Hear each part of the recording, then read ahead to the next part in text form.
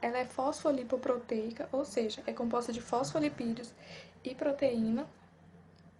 E essa conformação dela faz com que a célula ela sofra lise quando ela entra em contato com solventes orgânicos. Bom, a principal característica que a gente pode dizer da membrana plasmática é a permeabilidade seletiva, porque é ela que, digamos, escolhe o que entra e o que sai da célula. E devido ao coeficiente de partição, a gente descobre as substâncias que são mais propensas a atravessar a membrana plasmática. Bom, já que a membrana ela é fosfolipoproteica, as substâncias que vão ter mais facilidade de atravessar são aquelas substâncias lipídicas e as substâncias neutras. Pelo coeficiente de partição, a gente vê se a substância ela é mais ou menos lipídica.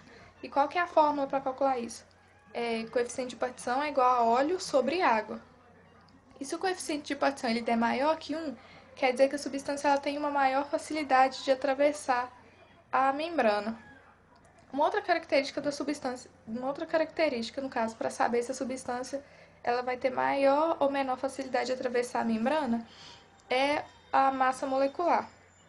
A massa molecular é assim, quanto menor a massa molecular, maior a facilidade que a substância vai ter de se difundir através da membrana.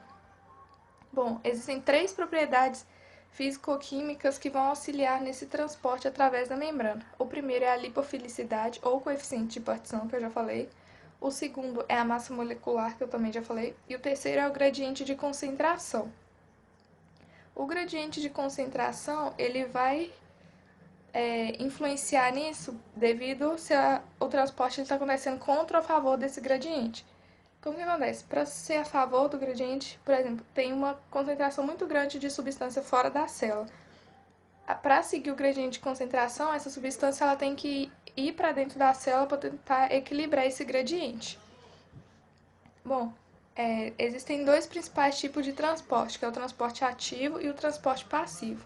No transporte ativo, a substância ela tem um elevado coeficiente de partição, tem uma massa molecular pequena e ela vai a favor do gradiente de concentração. Isso faz com que ela passe mais facilmente através da membrana e sem o gasto de energia. Esse transporte passivo, ele pode acontecer por difusão simples ou por difusão facilitada. A difusão simples, ela vai acontecer diretamente através da membrana sem precisar de transportadores. Já a difusão facilitada, ela vai acontecer através de proteínas carreadoras. Vai precisar dessas proteínas para poder mediar o transporte das substâncias. Bom, o transporte ativo a gente conhece como sendo as bombas que acontecem nas células. Um exemplo é a bomba de sódio e potássio, que é a mais comum. Bom, ela vai precisar de uma proteína carreadora com função ATPásica, então vai precisar acontecer a quebra do ATP para esse transporte acontecer. A substância ela normalmente vai contra o gradiente eletroquímico. E dentro desse transporte ativo existe o transporte ativo primário e o transporte ativo secundário. O transporte ativo primário, o maior exemplo que a gente tem é essa bomba de sódio e potássio. E vai gastar energia. E o que vai acontecer? Vão ser retirados 3 sódios de dentro da célula e serão colocados 2 potássios dentro da célula para poder manter o gradiente hidroeletrolítico. O transporte ativo secundário, ele vai precisar do transporte ativo primário, porque ele não gasta energia diretamente. A energia gasta vai ser do transporte ativo primário.